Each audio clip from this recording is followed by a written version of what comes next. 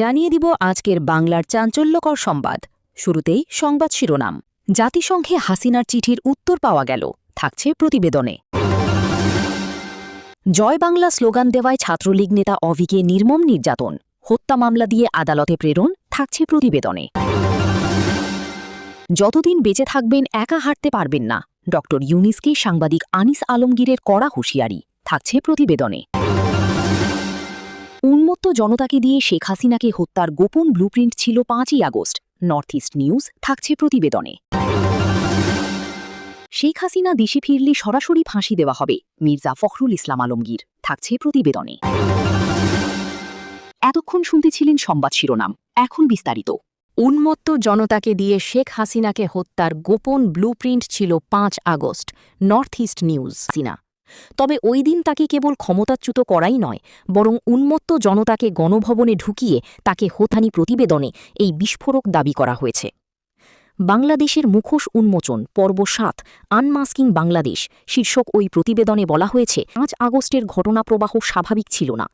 পরিকল্পনা অনুযায়ী ঢাকার প্রবেশমুখগুলো, বিশেষ করে উত্তরাইন, যে কোনো কারফিউ নেই। এর মূল উদ্দেশ্য ছিল লাখ লাখ উন্মত্ত জনতাকে কোনো বাধা ছাড়াই গণভবনের দিকে ধাবিত হতে দেওয়া। নর্থ ইস্ট নিউজের দাবি, জনস্রোত যখন গণভবনে প্রবেশ করবে তখন সেই জাতিসংঘ শান্তিরক্ষীদের কারণও উল্লেখ করা হয়েছে। বলা হয়েছে, গণভবনে শেখ হাসিনাকে হত্যার মাধ্যমে দেশে একটি চরম অরাজকতা ও যুদ্ধ পরিস্থিতি, ওয়ার-লাইক সিচুয়েশন তৈরি করার পরিকল্পনা ছিল।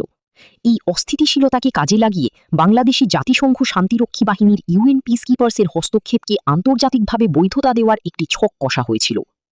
টুঙ্গিপাড়ার ধোঁকা ও ভারতীয় হস্তক্ষেপ।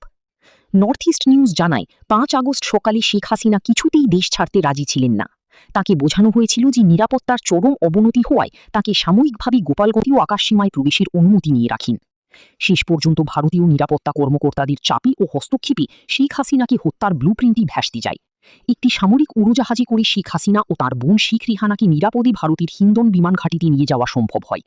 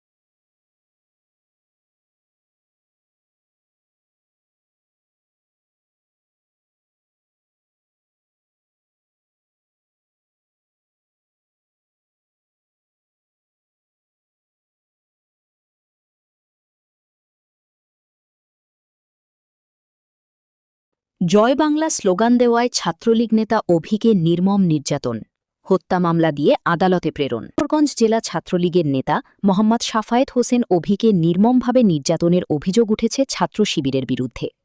তাকে সংঘবদ্ধভাবে মারধর করে পাঁজরের একাধিক হাড় ভেঙে দেওয়া হয়েছে এবং হত্যার চেষ্টায় ব্যর্থ হয়ে পুলিশের হাতে তুলে দেওয়া হয়েছে বলে দাবি করেছেন তার স্বজন ও সহযোদ্ধারা। উল্টো পুলিশ তার নামে 2টি হত্যা মামলা সহ একাধিক মামলা দিয়ে তাকে আদালতে পাঠিয়েছে। স্থানীয় সূত্র ও অভির সহপাঠীদের থেকে জানা যায়, মোহাম্মদ সাফায়েত হোসেন অভি জয় বাংলা স্লোগান দিলে ছাত্র শিবিরের একদল সশস্ত্র কর্মী তার ওপর ক্ষিপ্ত হয়ে অতর্কিত হামলা চালায়। তাকে বেধড়ক মারধর করা হয়। এতে তার পাঁজরের অনেকগুলো হাড় ভেঙে যায়। অভিযোগ রয়েছে, হামলাকারীরা তাকে জবাই করে হত্যার চেষ্টাও করেছিল, কিন্তু সেই চেষ্টায় ব্যর্থ হয়ে এক পর্যায়ে গুরুতর আহত অবস্থায় তাকে পুলিশের হাতে সোপর্দ করে তারা। সহযোদ্ধাদের অভিযোগ, এমন মুমূর্ষু অবস্থায় তাকে যথাযথ চিকিৎসার সুযোগ না দিয়ে পুলিশ উল্টো তার বিরুদ্ধে কঠোর পদক্ষেপ গ্রহণ করে। পুলিশ সাফায়েত হোসেন অভির বিরুদ্ধে 2টি হত্যা মামলা সহ আরও কয়েকটি মামলা দায়ের করে তাকে আদালতে প্রেরণ করেছে। এ ঘটনার তীব্র নিন্দা ও প্রতিবাদ জানিয়েছেন কিশোরগঞ্জ জেলা ছাত্রলীগের নেতাকর্মী এবং অভির সহ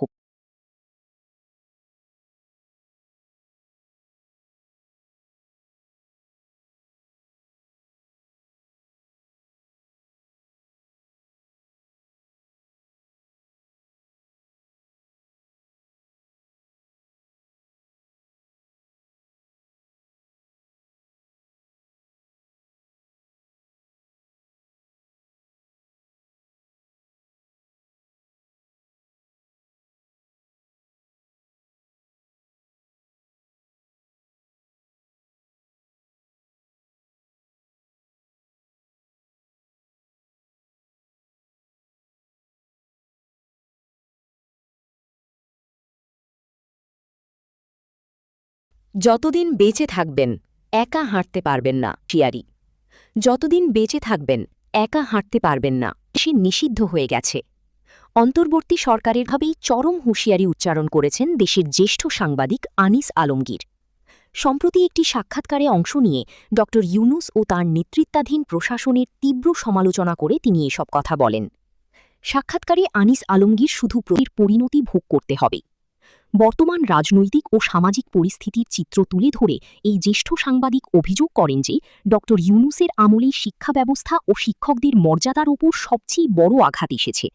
মব জাস্টিস বা উচ্ছৃঙ্খল জনতার রোষানলের সমালোচনা করে তিনি বলেন, প্রায় ৩,০০০ শিক্ষক মবে শিকার হতে হয়েছে। শিক্ষকদের হেনস্থা করা হয়েছে। তাদের অনেকে এখনও চাকরিতে যেতে পারছেন না, বেতন পাচ্ছেন না। এমন একটা ভীতিকর ও ভয়াবহ পরিবেশ ড ইউনূস তৈরি করে দিয়ে গেছেন। শিক্ষার্থীদের নীতিনৈতিকতার অবক্ষয় নিয়ে গভীর উদ্বেগ প্রকাশ করে আনিস আলমগীর বলেন, সামনের দিনে যারা আমাদের ভবিষ্যৎ, তারা কি নীতিনৈতিকতা শিখল? এরাই তো দেখেছি এদের স্যারকে কিভাবে তাদের সিনিয়ররা নির্যাতন করেছে। শিক্ষাগুরুরা যদি নির্যাতিত হন, শিক্ষকের যদি মর্যাদা না থাকে, তাহলে সমাজ কোথায় গিয়ে দাঁড়াবে? তাঁর দাবি, ড ইউনূসের প্রশাসন দেশের প্রতিটি প্রতিষ্ঠানকে ধ্বংস করে দিয়েছে। চরম ক্ষোভ প্রকাশ করে তিনি বলেন, শিক্ষকদের যে অপমান করা হয়েছে, এর থেকে বড় আক্রমণ শিক্ষার উপর আর কখনো আসেনি। এর থেকে বেশি বিশৃঙ্খলা ছাত্রদের মধ্যে আর কখনো দেখা যায়নি। ছাত্ররা যা ইচ্ছা তা করতে পেরেছে, দেশে তারা মব দিয়ে শাসন করেছে।